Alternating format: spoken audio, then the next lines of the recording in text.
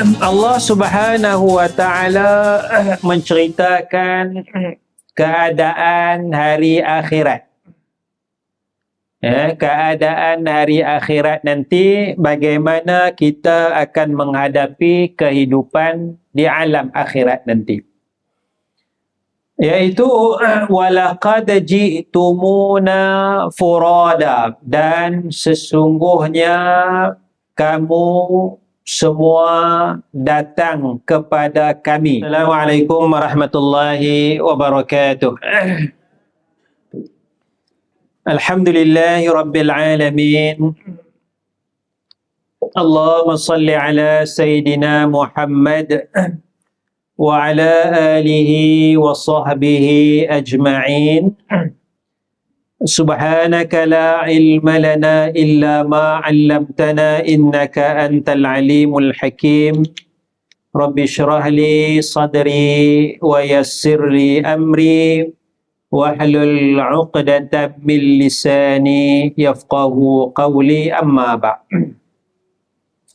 Kita sambung ayat 64 94.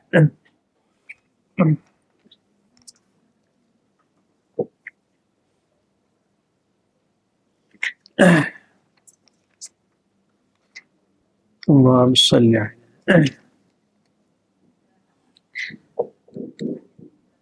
Kita masuk suratul An'am ayat 94. Suratul An'am ayat 94.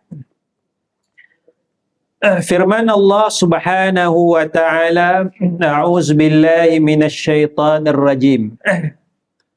Walaqad ji'tumuna furada kama khalaqnakum awwala marratin wa taraktum ma khawwalnakum wara'a zuhurikum wa ma nara ma'akum syufa'akum alladhina za'amtum annahum fiikum syuraka laqad taqatta'a bainakum wa dhalla 'ankum ma kuntum taz'umun. Allah Subhanahu wa Ta'ala menceritakan keadaan hari akhirat. Keadaan hari akhirat nanti, bagaimana kita akan menghadapi kehidupan di alam akhirat nanti.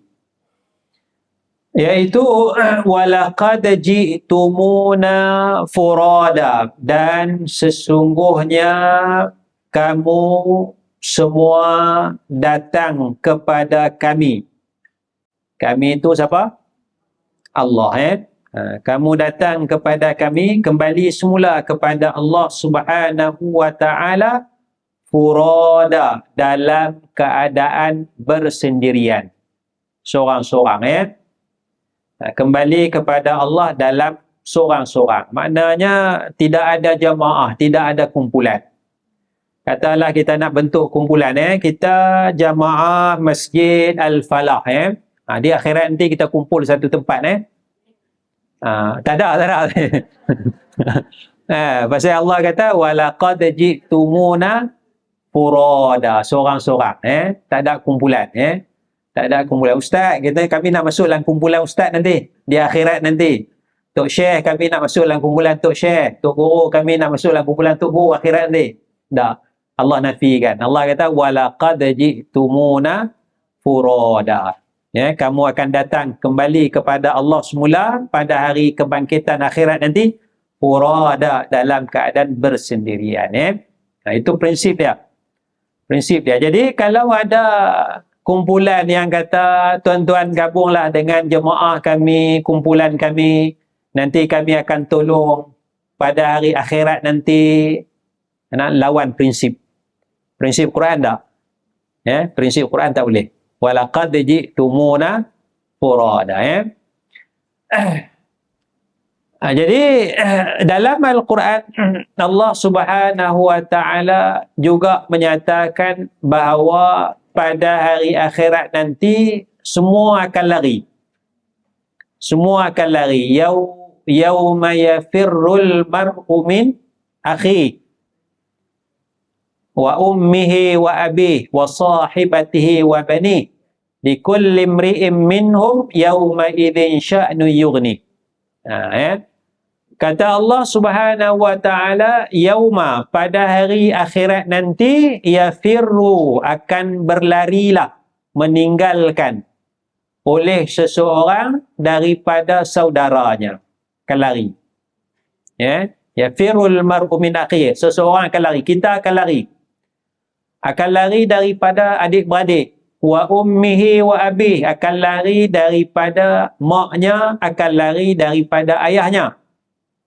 Wa sahibatihi wa banih, akan lari daripada pasangannya.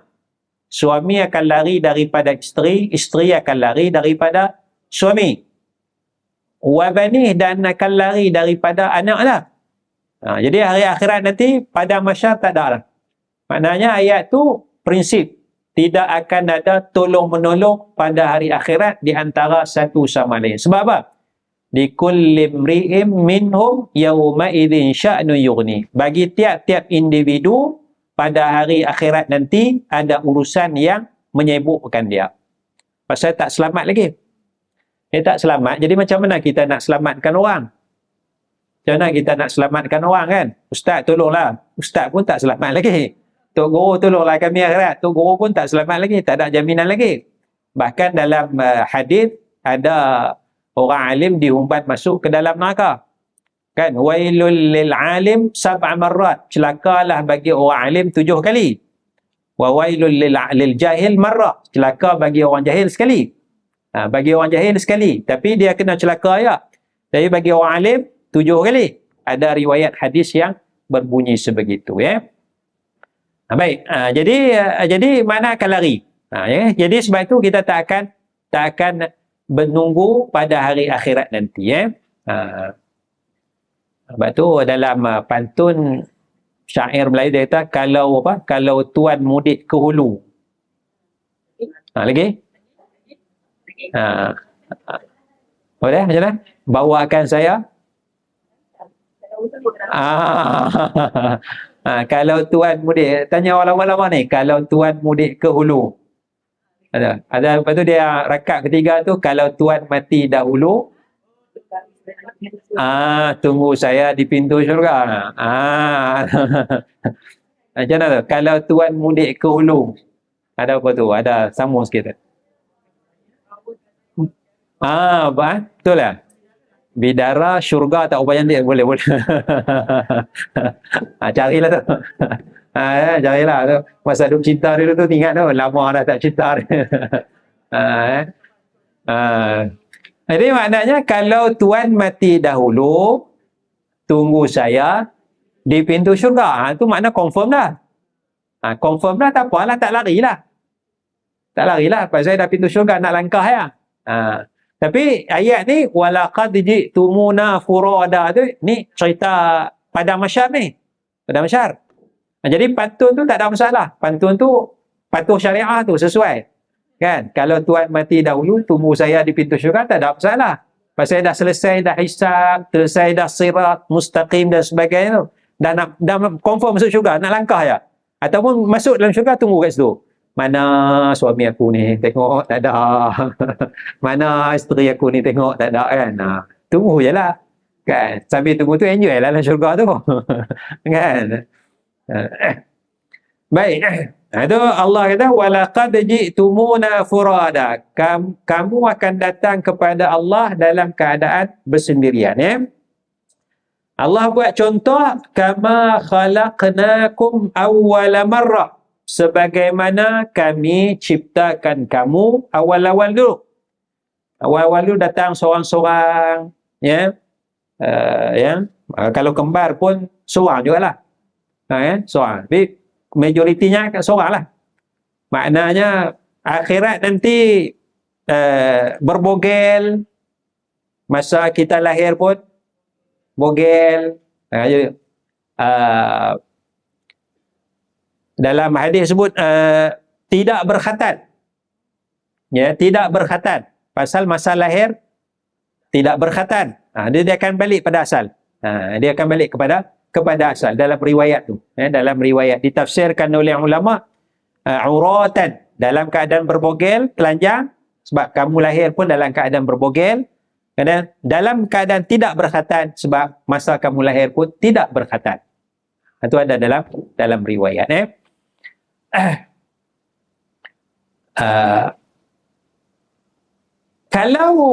Kalau kita mati dalam keadaan tidak sempurna anggota, bagaimana keadaan kita apabila kita bangkit pada hari akhirat nanti? Adakah dalam keadaan sempurna anggota badan ataupun tidak sempurna anggota badan? Sempurna. Sempurna. Katalah masa kita lahir sempurna, kemudian kemalangan, kencing manis, potong kaki. Jadi masa lahir, kaki itu ada ke tak? Ada. Kaki itu ada, jangan susah. Kalau seorang OKU sekalipun, dia lahir dalam keadaan buta, akhirat nanti, jelek. Jelek, itu asal. Balik kepada asal. Lahir tak ada kaki, nanti bila akhirat, ada. Itu adil, keadilan Allah tu. Pasal akhirat nanti nak hisap. Akhirat nanti hisap. Dunia ni cobaan. Jadi akhirat, kalau dunia lahir tak ada kaki ke apa ke, bila akhirat nanti lahir dalam keadaan sempurna. Allah balik semulakan kaki tersebut. Keadilan Allah Subhanahu wa ta'ala. Jadi ayat Quran yang menyatakan bahawa sesiapa yang buta di dunia, maka di akhirat nanti dia buta. Man kana fi hadhihi a'ma fahuwa fil akhirati a'ma. Dalam ayat Quran ada sebut, siapa yang buta di dunia, maka di akhirat nanti dia buta. Macam mana nak faham ayat tu?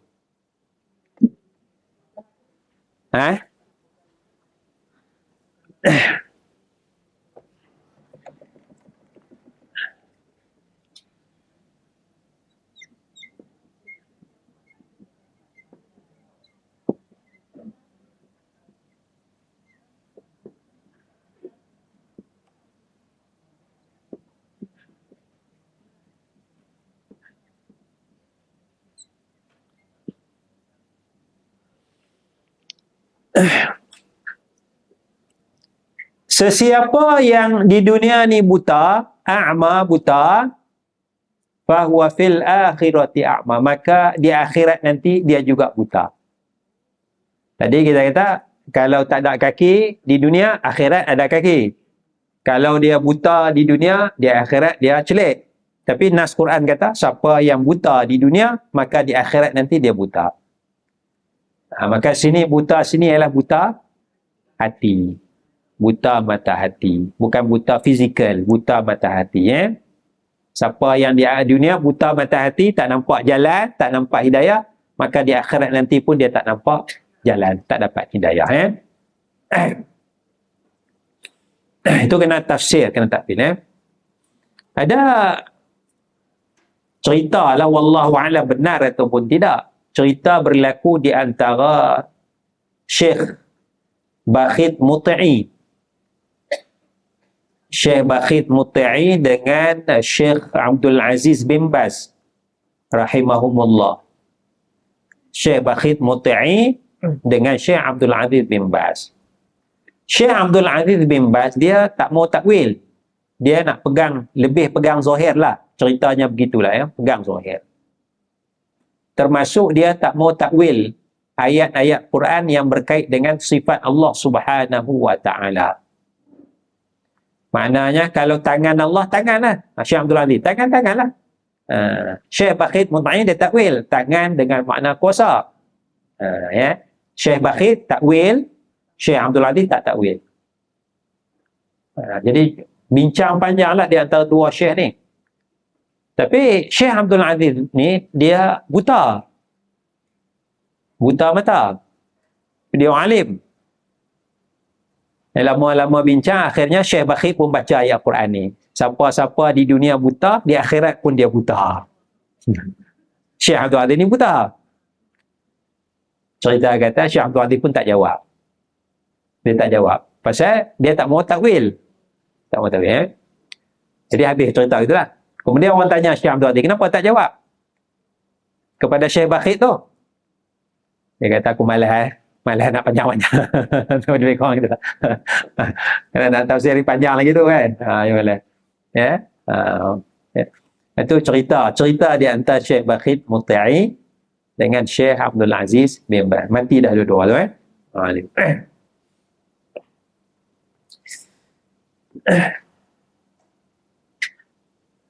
Kemudian kata Allah, bila kita dah mati, wa taraktum ma khawwalnakum wara'a zuhurikum, kamu akan tinggalkan. Taraktum, kamu tinggalkan. Tinggalkan apa? Ma, apa? Khawwalnakum, yang Allah telah berikan kepada kamu. Wara'a zuhurikum, di belakang kamu. Tinggalkan. Habis semua kita akan tinggalkan. Jadi harta kita yang sebenar ialah harta yang kita manfaatkan, bukan harta yang kita simpan. Jadi kalau kereta kita, kalau kita mati masuk dalam kubur, tidak. Jadi kereta tu kepada siapa? Pewaris. Kita taraktum, kamu tinggalkan apa yang Allah Ta'ala bagi.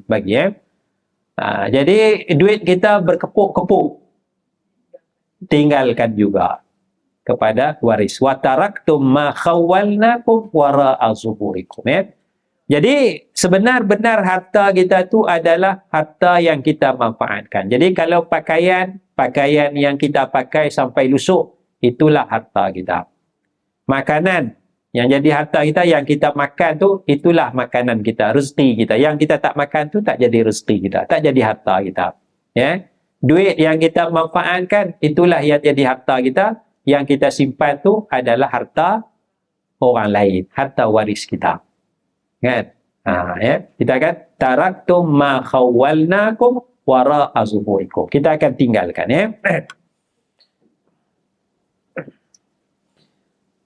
Baik, itu hakikat kehidupan kita bila sampai kepada alam akhirat nanti. Sampai kepada alam akhirat nanti. Oleh kerana itu dalam hadis Nabi sallallahu alaihi wasallam sebut yatba'ul mayyita salasatun, akan ikut mayat tiga perkara. Akan ikut mayat tiga perkara. Ahli keluarga yang pertama, yang keduanya harta, yang ketiganya amal soleh. Maka dua akan balik semula, iaitu ahli keluarga akan balik, harta pun akan dibawa balik. Yang tinggal adalah amalan soleh. Jadi ahli keluarga tinggal, akan balik semula. Harta pun akan dibawa balik, kereta ke apa ke, semua akan dibawa balik. Itu kata wa taraktum ma khawwalnakum wara'a zuhurikum. Kamu tinggalkan. Kemudian Allah Ta'ala sebut keadaan orang yang melakukan syirik, melakukan kekufuran kepada Allah Subhanahu wa Ta'ala. Mereka harap mereka ada penolong, pembantu pada hari akhirat nanti. Iaitu kata Allah, wa ma nara ma'akum syufa'akumul ladzina za'amtum annahum fiikum syuraka. Dan kami, Allah, tidak melihat bersama-sama kamu, kita semua ni lah, syufa'a, para pembantu, para pemberi syafaat, alladzina za'amtum annahum fiikum, yang mana kamu sangka syufa'a tu, penolong tu akan ada bersama-sama kamu. Maknanya orang Arab zaman Nabi sallallahu alaihi wasallam, mereka ada sembahan, katalah ni sembahan mereka, inilah syufa'a dia. Syufa'a dia yang akan tolong dia pada hari akhirat nanti. Jadi ada tak syufa'a tu? Tidak ada. Dia nak apa, harap kepada minta bantuan daripada ni, inilah yang akan tolong dia pada hari akhirat nanti. Ada? Tidak ada. Wa ma nara ma'akum syufa'akumul ladzina za'amtum annahum fikum. Tak ada. Jadi sebab itu kita nak harapkan syafaat ni bukan harap kepada benda tu. Kita harapkan syafaat ni daripada Allah Subhanahu wa ta'ala. Oleh kerana itu, bila kita tengok dalam hadis Nabi sallallahu alaihi wasallam, misalnya bacaan surah Al-Mulk. Surah Al-Mulk, lepas sembahyang Isyak ataupun sebelum tidur. Asalnya sebelum tidur. Asalnya sebelum tidur. Asalnya sebelum tidur, dan biasanya amalan tu individu. Amalan tu individu. Tapi sekarang tu amalan tu dia tak buat sebelum tidur, dia buat lepas Isyak. Kemudian daripada amalan individu dia cari jadi cara berjamaah. Kan? Dia dah transform sikit. Transform, dia evolusi. Bolehlah, haruslah. Cuma yang terbaiknya ialah secara individu. Itu saya ingat lebih cantik kalau kita tak buat tiap-tiap malam. Bacaan di masjid tu kita buatlah seminggu 2 kali ke. Yang lain tu pandai-pandai sendirilah. Sendiri kan. Balik rumah buat sendirilah. Tapi kita buat ni sebagai nak menggalakkan, nak memberi pemangkin, katalis kepada orang supaya baca. Sebab kalau kita buat jemaah ni seolah jadi kewajipan pula. Seolah jadi kewajipan kan. Jadi kita nak didik je. Nak didik masyarakat supaya baca surah Al-Mulk. Jadi sekali-sekala baca. Seminggu sekali, 2 kali baca. Baca sendirilah. 5 hari baca sendirilah. Kan? Saya ingat itu lebih cantik lah. Itu lebih cantik. Tapi tak apalah. Maknanya buat setiap malam pun tidaklah berdosa. Baik. Surah Al-Mulk namanya dinamakan surah Mani'ah, yang menghalang daripada adab kubur. Suratun fil Quran salasuna ayatan tashfa'u li sahib. Satu surah dalam Quran 30 ayat memberi syafaat kepada orang yang baca. Memberi syafaat. Surah Al-Mulk memberi syafaat. Tapi bila habis kita baca surah Al-Mulk, kita minta kepada surah Al-Mulk atau kita minta kepada Allah? Minta kepada Allah. Kita minta kepada surah Al-Mulk. Lepas baca, wahai surah Al-Mulk, engkau tolonglah aku pada hari akhirat. Dah, itu tak minta. Kalau kita minta kepada surah Al-Mulk, kita seolah-olah menjadikan surah Al-Mulk sebagai dalam tu, syufa'akumul ladzina za'amtum annahum bikum. Kalau kita minta kepada surah Al-Mulk, seolah-olah kita jadikan dia sebagai syufa'a yang kita sangka. Ini tak boleh minta kepada surah Al-Mulk. Kita minta kepada Allah. Sebab itu doa dia, doa yang dibacakan ialah fa innaka sammaita hadhihi surah, hadhihi surah ala lisani nabiyyika al-mani'atal munjiyah. Doa yang dibacakan tu yang disebut oleh sebahagian ulama, doa dia, maka sesungguhnya engkau ya Allah telah menamakan surah ini. Engkau ya Allah telah menamakan surah ini di atas lidah nabimu. Engkau namakan apa? Al-Mani'atal Munjiyah, surah yang menghalang daripada azab kubur, surah yang menyelamatkan daripada azab kubur. Jadi minta kepada Allah. Doa yang sabit dalam kitab tu, dia minta kepada Allah. Jadi kalau kita minta kepada surah Al-Mulk, seolah-olah kita jadikan dia sebagai syufa'at. Walaupun dia memberi syafaat, tapi bukan minta kepada dia. Minta kepada Allah Subhanahu wa ta'ala. Jadi orang Arab zaman Nabi ni, bila mereka ada berhala, mereka tak minta kepada Allah, mereka minta kepada berhala tersebut. Allah pun ada juga kadang-kadang, tapi banyak masa minta kepada berhala. Berhala inilah akan tolong kami dan sebagainya. Jadi sebab itu syafaat kita minta kepada Allah Subhanahu wa ta'ala. Man dzalladzi yashfa'u 'indahu illa bi'izni. Siapakah yang boleh bagi syafaat di sisi Allah melainkan dengan izin Allah. So mana? kita kata bahasa kita toke besar dia tu Allah. Jadi minta kepada toke besar lah. Bahasa mudah kita lah. Kan? Jadi jangan minta kepada ni, ya. Ada orang kadang jumpa saya, Ustaz, bagi syafaat ke saya akhirat nanti. Oh, mana boleh. Kan? Tak boleh kan? Kan? Okey lagi lah. Itu okey lagi. Itu sebab tu sembang. Tu sembang okey lagi. Boleh. Sembang. Tapi bila orang tu dah mati, pergi kat kubur, Ustaz tu mati, Ustaz, jangan lupakan kami pada hari akhirat nanti. Tolonglah kami bagi syafaat kerana kesolehan Ustaz semua. Itu sudah syufa'ah tu. Syufa'ah. Ya, syufa'ah. Itu satu perkara yang para ulama, ya, majoriti para ulama menyatakan dia satu kesalahan besar dalam agama. Kalau kita hidup, tak apa, kita sembang. Ya, sembang. Itu kita kena jaga, akidah kita. Kemudian kata Allah, laqad taqatta'a bainakum. Telah putuslah di antara kamu. Tak ada apa-apa dah. Putus, wa dhalla ankum ma kuntum taz'amun, dan telah sesatlah daripada kamu, telah tergelincirlah daripada kamu apa yang kamu sangkakan. Tidak akan berlaku apa yang kamu sangkakan itu. Ya.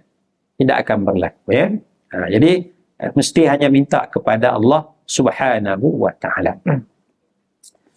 Baik. Kemudian ayat 95 kata Allah Subhanahu wa taala. Ini nak menunjukkan kuasa Allah Subhanahu wa taala. Innallaha faliqul habbi wan nawa. Yukhrijul hayya minal mayyiti wa mukhrijul mayyiti minal hayy. Zalikumullah fa anna tufakun. Innallaha, sesungguhnya Allah, faliq, pemecah. Faliq, pemecah, al-habbi, biji, wan nawa, biji. Apa terjemah dia tu? Biji, dua-dua tu apa dia? Dia terjemah apa tu? Yang mana biji? Habbi tu biji. Nawa tu yang keluar tu. Okey. Allah yang pecahkan. Allah yang pecahkan, ya. Maknanya kalau kita tanam biji benih tu,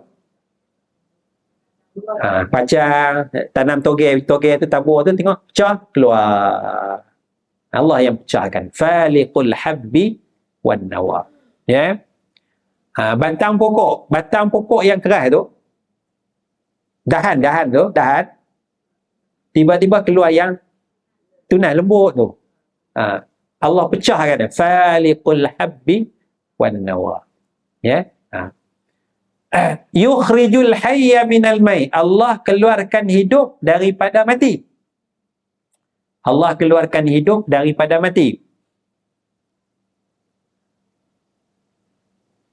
Ayam hidup keluar dari telur. Telur tu hidup ke mati?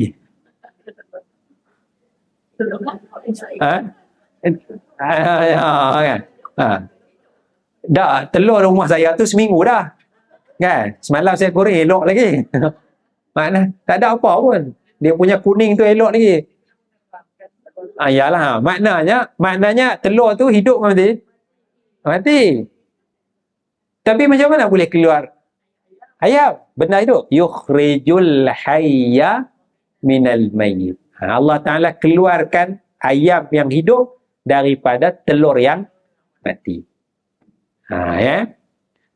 Kita manusia yang hidup keluar daripada ovum dan sperma. Mati. Maknanya kalau letak atas tu, tak ada apa atas tu. Kan? Tak atas jalan, tak ada apa lah. Tak hidup. Tapi lepas proses, keluarlah. Yukhrijul hayya. Allah Ta'ala keluarkan bayi yang hidup minal mayyit, daripada sperma dan ovum yang mati itu. Yang kita tak nampak benda tu hidup. Yalah, benda tu kaji-kaji lagi tu ini hidup lah, tapi mata kasar kita benda tu matilah. Ya. Baik. Buah nyok tahu kan? buah kelapa. Dia lembut ke keras? Keras. Okey. Maknanya kalau kita tak pakai pisau tu, kita cuba ni payah tu. Payah kan? Kemudian kita nak pakai tangan tak lepas tu. Tapi kalau buah tu letak kat tanah tu, dia pecah. Faliq Allah, faliqul habbi wan naw. Pecah. Keluar hijau. Tunas itu. Macam mana dia boleh pecah? Kita ketuk tak pecah. Ketuk dengan tangan tu ya. Batang lembut tu ya. Lembut tu ya. Dia boleh pecahkan daripada tempurung yang tu, keluar daripada sabut tu. Dia keluar daripada sabut ke keluar daripada tempurung dalam tu? Dalam tu ada umbut dia kan? Sebelum umbut dia tu mana dia pecah daripada tengkuk macam tu tengkorak dia tu, pecah, kemudian naik sabut dia, keluar sabut dia, lembut je. Faliqul habbi wan nawa. Yukhrijul hayya. Tunas tu hidup. Buah tu mati dah, duduk atas tu mati dah. Tak boleh dah. Kita nak ambil santan pun tak ada dah kan. Kita biar je lah. Yukhrijul hayya minal mayyit. Allah keluarkan benda hidup daripada benda mati. Kayu tebang. Kayu tebang balik. Dia putus dah, tak sambung akar dah. Apa yang akan tumbuh? Tak, pokok tu mati dah tu. Potong.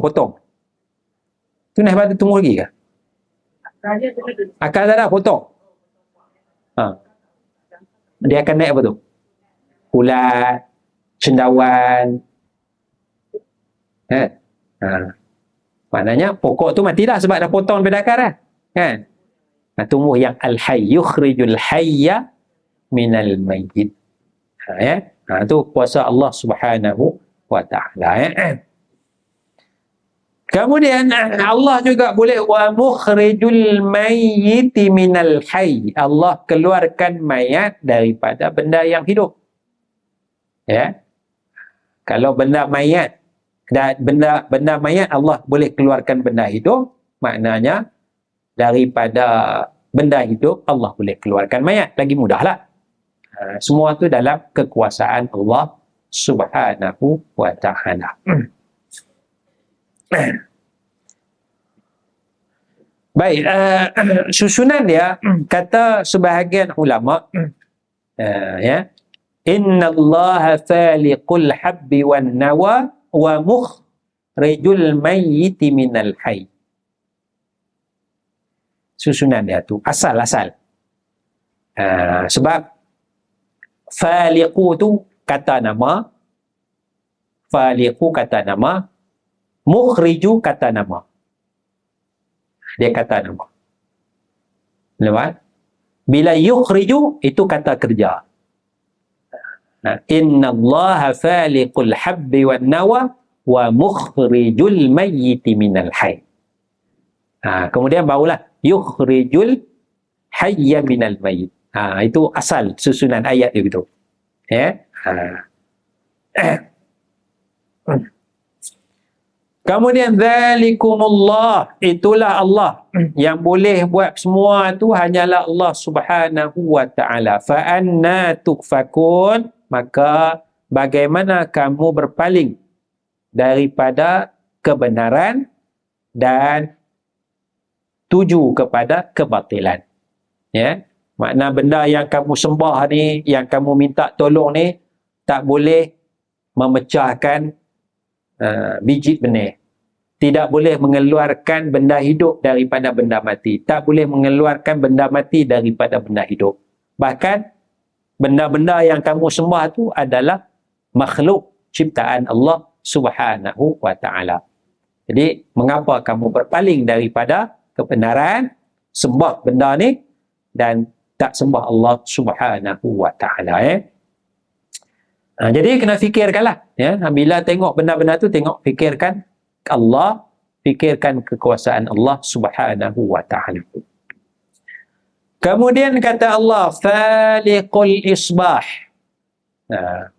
Cerita lagi kuasa Allah. Faliqul isbah. Allah Ta'ala lah yang memecahkan waktu pagi tu. tengok fajar kazib, kita tengok fajar sadiq. Cak begitu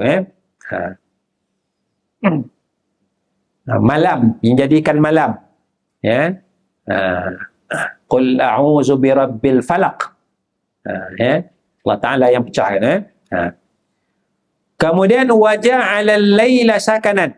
Allah jadikan malam tu sebagai sakan, tenang. Malam untuk tenang, untuk berehat. Malam untuk tenang, untuk berehat. Dan tu dalam hadis Nabi SAW, Nabi tidak suka kita sembang-sembang lepas daripada solat Isyak. Adalah hadis Nabi tak suka sembang-sembang lepas daripada solat Isyak, kecuali kalau ada benda yang penting. Kecuali kalau ada benda yang penting. Kalau tak ada benda penting, Nabi tak suka. Maknanya sebab malam untuk sakan, untuk berehat, tenang. Tapi kita sekarang lawan dah ni, ayat ni. Maknanya lepas main saja, jom. Kan? Bukan sekali-sekala, tiap-tiap malam. Tiap-tiap malam. Jadi, maknanya lepas Isyak tu sembang 2 jam, sejam setengah duk sembang, nak minum teh tarik segelas ya. Mi goreng sikit, kadang roti canai. Kalau seminggu sekali tu mungkin munasabah ni tiap-tiap malam. Sedangkan Nabi tak suka sembang lepas main Isyak, dan malam tu waja'alal laila sakanan. Malam tu Allah jadikan untuk tenang rehat. Siang tu lah nak sibuk, kan? Sibuk buat kerja, jumpa dengan orang, cari makan dan sebagainya ya. Kecuali lah ada beberapa orang yang kena kerja malam tu cerita lain lah. Tapi majoritinya malam berehat, siang tu majoriti untuk kerja.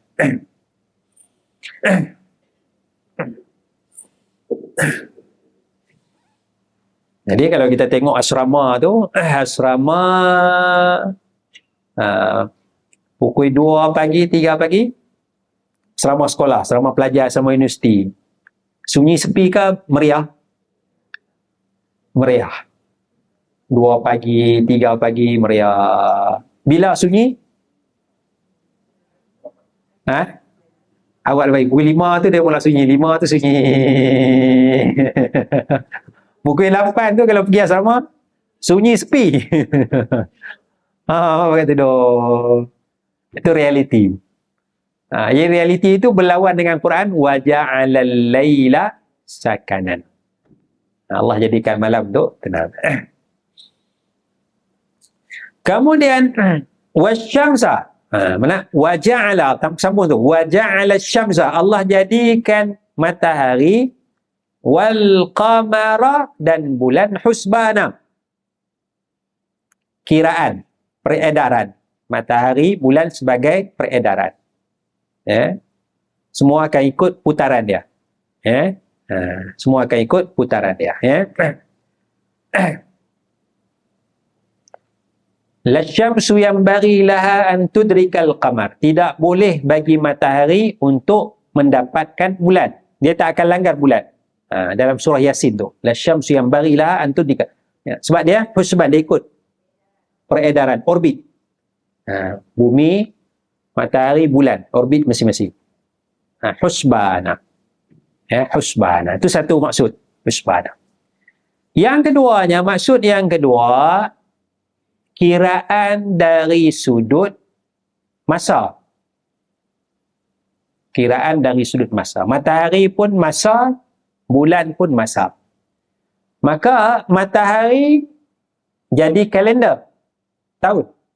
Bulan pun jadi kalender tahun.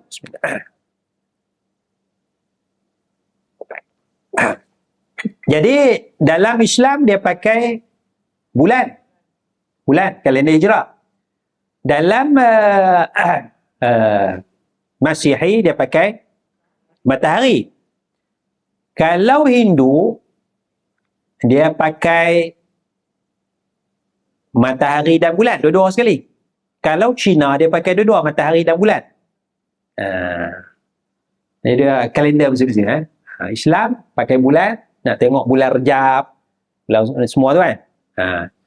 Kalau Masihi dia pakai matahari. Kalau Cina Hindu dia pakai matahari dan bulan. Dia pakai dua-dua. Baik. Jadi, salahkah kalau kita menggunakan tahun Masihi?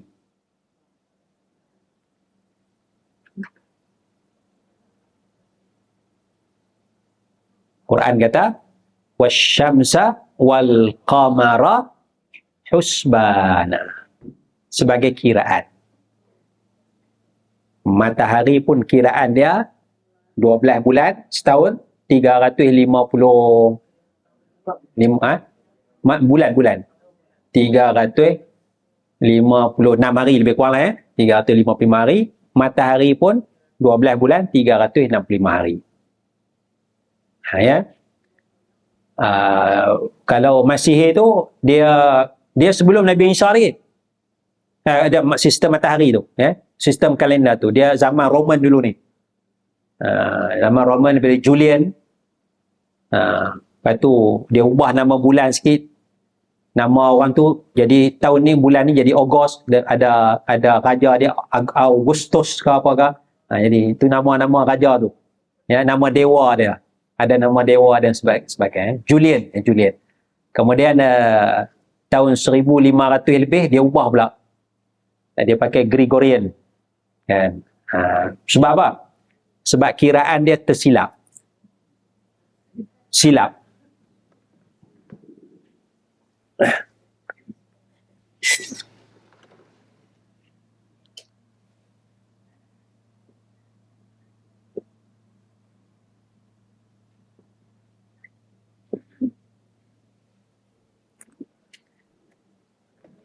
Setahun ni matahari. 365 hari 6 jam. Bumi mengelilingi matahari. 365 hari 6 jam. Jadi 6 jam tu, sebab itulah tahun lompat bila berapa kali setahun? 6 jam 24. Jadi bulan berapa? Bulan Februari. Daripada 28 jadi 29. Pasal 6 jam. Dia punya tu tak lari. Tak lari Musim dia sama aja. Musim sejuk, musim panas, tahu dah bulan sekian. Tu wasyamsa wal qamara husbana. Dia tak boleh pakai bulan. Musim panas sejuk tak boleh tengok bulan. Dia tengok matahari. Dia ada manfaat tu. Kan? Manfaat. Kemudian silap. Silap kaji lagi. Rupa-rupanya bukan 365 hari 6 jam. 300. Sorry.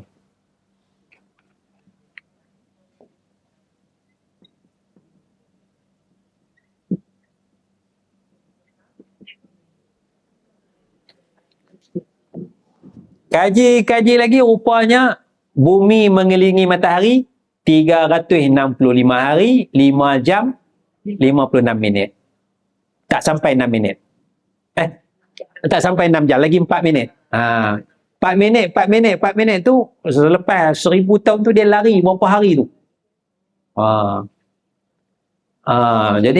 Jadi musim lari. Masuk patut bulan ni, musim ni. Pasal apa dia tak sama?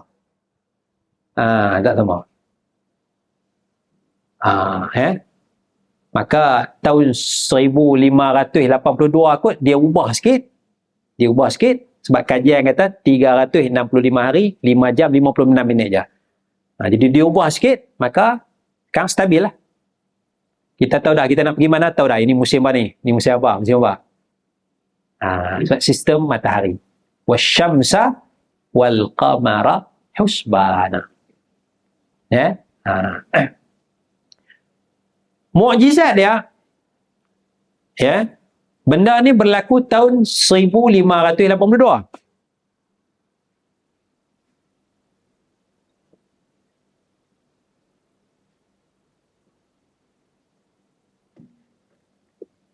Tahun 1582. Maknanya sekarang 2024. Dalam 600 tahun dulu. Ayat Quran diwahyukan tahun 600 Masih, 700 Masih. Maknanya ayat Quran tu telah mendahului lebih kurang 800 tahun sebelum. 800 kah? 800. 800 tahun, 900 tahun sebelum tu telah mendahului. Wasyamsa wal qamara husbana. Quran tak detail lah, dia bagi dasar je. Ya. Dia tak sebut kata bintang. Ada tak orang pakai kalender pakai bintang? Tak. Tak. Orang pakai sama ada bulan ataupun matahari. Wasyamsa wal qamara husbana. Itu mukjizat ya.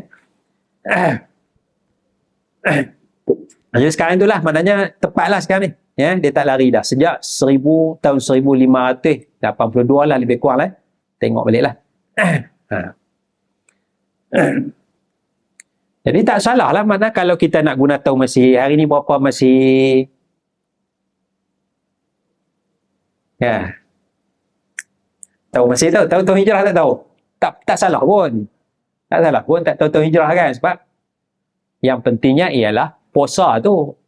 Puasa bulan Ramadan pakai kalender Hijrah. Haji pakai kalender Hijrah.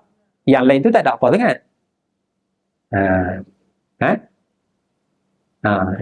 Matahari dia tak pakai, semayang dia tak pakai bulan, dia pakai matahari. Duduk boleh kan? Semayang pakai matahari, naik pagi tengok fajar shadiq, gelincir matahari, bayang-bayang panjang daripada sesuatu, tengok matahari, matahari tenggelam, maghrib hilang cahaya merah apa semua tu, insya-Allah. Waktu semayang pakai matahari, dia tak pakai bulan. Dah. Itu ekstrim, melampau sangat. Quran dah kata, wasyamsa wal qamara husbana. Kita pegang Quran. Pegang Quran. Allah Ta'ala, dasar dia, Allah Ta'ala dah sebut. Wasyamsa wal qamara husbana. Ya? Kalau tidak, tak boleh pakai lah matahari nak tengok waktu semayang. Kan? Jadi tahun pakai matahari sama je lah. Manfaat kan? Sebab kalender Masih itu dia stabil, dia tak berubah. Jadi lebih mudah untuk kehidupan dunia kita berbanding kalender Hijrah. Kena tak stabil, sebab masalah kita nak ni kan, kita raya, Indonesia tak raya. Kan? Kita tak raya, Indonesia raya lah. Kan? Thailand raya, kita tak raya ya. Ni dekat je, satu longitude sama ya, tapi raya tak sama. Tu nak cerita Saudi lagi jauh lah kan, Mesir lagi jauh lah, longitude yang berbeza. Tapi kalau kalender kita tak sama, dia tak berapa nak berdaya saing. Ni kalau kita boleh ubah, atasi masalah, bagi dia stabil, senang, maknanya kita rancang, kita akan mesyuarat pada 1 Ramadan. 1 Ramadan tu ni bila? Hari apa 1 Ramadan? Tak stabil lagi, tak stabil. Selasa. Kalau Sya'ban 30. Katalah nampak anak bulan, jadi 1 Ramadan hari Isnin. Tak stabil. Tapi kita akan mesyuarat pada 12 hari bulan 3. Yalah. Stabil, dia stabil. Dia tetap 12 hari bulan 3. Dia tak akan lari dah. Tapi kalau 1 Ramadan, biasa 1 Ramadan 12/3 lah kalender kan, tapi tak stabil lagi tu. Kena tengok 6 bulan tu. Kalau nampak 11 hari bulan 3. Itu dia. Jadi macam mana kita nak susun program kita lagi tahun depan? Jadi agak susah sikit tu.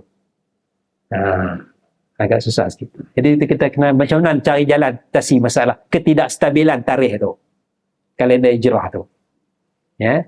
Tapi kalau tahun Masih dia stabil. Setakat ni lah. Ya. Jadi kita manfaatkanlah kedua-dua perkara ni, kerana itu disebut dalam Al-Quran, wasyamsa wal qamara husbana. Jadi semua itu adalah dzalika taqdirul azizil alim. Itu adalah penentuan daripada Allah yang Maha Agung, Maha Mengetahui, Azizul Alim. Kemudian kata Allah, wa huwallazi, ja'ala lakumun nujuma litahtadu biha fi zulumatil barri wal bahr. Dan dialah Allah yang menjadikan bagi kamu bintang-bintang. Litahtadu biha, supaya kamu mendapat petunjuk dengan bintang itu. Fi zulumatil barri wal bahr, pada kegelapan darat dan kegelapan di laut. Malam hari itu kita manfaatkan bintang. Itu ada manfaat tak? Jadi bintang bukan untuk husban, bukan untuk kiraan. Tapi bintang untuk tahu arah mana. Litahtadu, untuk tahu arah timur, arah barat dan sebagainya. Disebut di dalam Al-Quran Al-Karim. Jadi kata sebahagian para ulama, bintang ni dia ada beberapa peranan. Antara peranannya ialah rujuman lisyayatin, sebagai rejaman kepada syaitan-syaitan. Itu salah satu manfaat bintang-bintang tu, rejaman kepada syaitan-syaitan. Macam mana berlaku? Wallahu a'lam. Karena itu disebut di dalam Al-Quran Al-Karim, rujuman lisyayatin. Sebagai rejaman kepada para syaitan. Sebab syaitan dia nak kutip maklumat, berita sebagainya tu, dia nak sampaikan kepada kita. Jadi dia akan direjam. Kadang dia dapat sikit maklumat, dia sampaikan kepada kita peristiwa-peristiwa gaib tu, tapi dia dah campur adukkan dengan 100 penipuan, penustaan. Jadi yang kita dapat tu tidak asli. Adakah? Boleh jadi kot. Wallahualam, kita tengok tu kan. Boleh jadi tu. Wallahualam kan. Pasal dalam Quran cuma kata rujuman lisyayatin. Sebagai rejaman kepada syaitan-syaitan, bintang. Boleh jadi. Boleh jadi.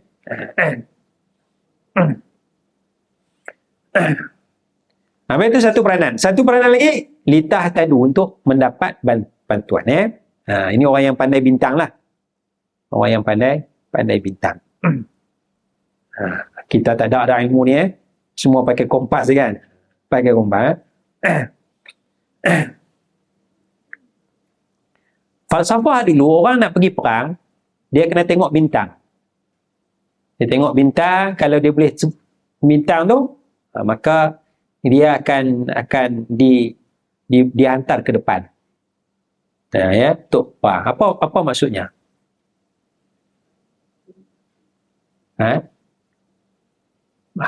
Maksud dia ialah bila dia boleh tengok bintang tu, dulu tak ada spek mata, dia boleh tengok bintang tu, makna mata dia terang elok, cerah elok.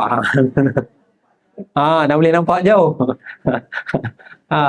Dia tengok bintang, ni bintang ni ada 3.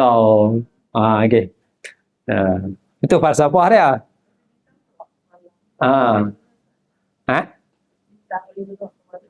Macam? Iyalah, siang matahari lebih kuat kan. Sebab cahaya matahari tu kuat. Malam nak tengok malam. Ni ada 7 bintang. Okey. Lepaslah hujan tu. Pergilah malam ke depan. Itu falsafah dia. Kemudian qad fassalna al-ayati liqaumin ya'lamun. Allah Taala detailkan supaya kita fikir dan kajilah ilmu ni. Ilmu matahari, ilmu bintang, ilmu bulan, ilmu malam, siang dan sebagainya. Kajilah tu. Pasal Allah Taala nak ceritakan bagi kaum yang mengetahui. Maknanya kena mengajilah. Malangnya kita tidak mengkaji. Malangnya kita tidak mengkaji. Kita biarkan orang kafir beramal dengan ayat ni, mereka yang mengkaji. Sedangkan Quran bagi panduan kepada kita supaya kita mengkaji ilmu tu. Dan akhir sekali untuk hari ini, ayat 98, wa huwallazi ansha'akum min nafsin wahidah. Kuasa Allah lagi, Allah tunjukkan, dan dialah yang menjadikan kamu daripada satu jiwa. Ayat ni daripada Nabi Adam alaihissalam. Satu jiwa Nabi Adam alaihissalam. Fa mustaqarrun wa mustawda'. Maka ada yang tetap dan ada yang diletakkan. Ini ulama beza maksud tafsiran ni. Apa makna mustaqar, apa makna mustawda' kepada beberapa tafsiran. Antara maksud tafsiran itu ialah yang diletakkan, ditetapkan di dalam rahim yang mustauda' di dalam tulang sulbi. Maksudnya kita ni daripada tulang sulbi, lelaki, daripada perempuan di bahagian sini, mustauda'. Sebelum nak jadi mustaqar di dalam rahim seorang ibu. Asalnya daripada satu jiwa, iaitulah daripada Nabi Adam alaihissalam. Baik, kuasa Allah. Jadi kita melihat daripada satu jiwa tu, agak-agak Nabi Adam alaihissalam dulu dia cakap bahasa apa?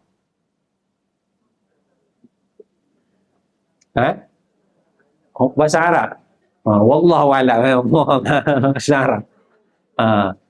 Tapi maknanya bahasa, tengok bahasa, dari sudut bahasa aja anak cucu Adam tu berapa ratus bahasa dah, berapa ribu dialek, kan? Asalnya Nabi Adamnya cakap, tapi bahasa tu dia kembang kan, perkembangan bahasa. Macam kan ni dulu orang jarang guna korang rasa korang sekarang ni dia jadi biasa korang kan, bahasa kan. Dulu kalian jarang juga dia orang guna kalian, kan maksud kan. Jadi sekarang ni korang masuk mesyuarat pun korang rasa macam mana korang masuk mesyuarat. Dia evolusi bahasa tu. Jadi janggal, sekarang ni janggal sikit lah, tapi lama-lama tak janggal. 10 tahun lagi ucapan rasmi pun korang. Dia akan ni guys, dia akan biasa guys, GAIS, guys, hi guys. Dia akan jadi normal kan. Ada perkembangan bahasa lah. Jadi mungkin Nabi Adam dengan anak cucu dia satu bahasa, tapi anak cucu dia mula sikit, ubah suai sikit, modify sikit, cicit dia pun modify lagi sikit. Jadi akhirnya bahasa kebal. Satu jiwa. Warna kulit beza. Ras muka, mata bulat, mata sepet, semua anak cucu Nabi Adam satu je campuran. Itu kuasa Allah subhanahu wa ta'ala. Waqtilafu alsinatikum wa Allah jadikan beza lidah bahasa dan beza warna kulit kamu. Itu sebut dalam Al-Quran. Jadi semuanya itu qad fassalna al-ayat liqaumin yafqahun. Kami telah detailkan tanda-tanda ayat itu, tanda-tanda kebesaran Allah bagi kaum yang nak memahami. Jadi ayat 95, 96, 97, 98 ni nak menceritakan kekuasaan Allah subhanahu wa ta'ala. Kajilah, tengoklah, supaya nampak Tuhan, nampak Allah subhanahu wa ta'ala. Jadi jangan tengok benda tu saja, tengok di sebalik sampainya. Dia jadi sendiri? Tak, dia mesti ada yang menciptakannya. Supaya sampai kepada tahap ketuhanan, itulah mengakui keesaan Allah sebagai Tuhan yang sebenar. Wallahu a'lam. Kita berhenti setakat dulu. Kita akan sambung nanti. Ada soalan apa? Allahumma salli ala. Ya.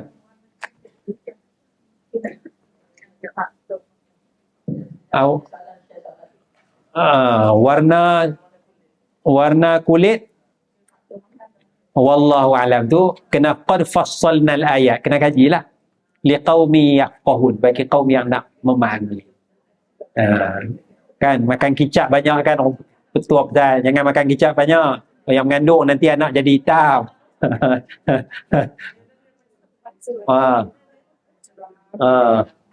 Boleh jadilah kot, wallahu a'lam lah. Wallahu a'lam. Cuba tengoklah. Wallahu a'lam. Soalan lagi, soalan kulit putih dan kulit hitam. Banyak kicap. Maksudnya kalau kurang boleh kau tu kasihkan lagi. Tadi bunga kemboja. Kalau tuan mudik ke Hulu, carikan saya bunga kemboja. Kalau tuan mati dahulu. Dan nantikan saya di pintu juga. Kahwin tu kena reka bantu itu.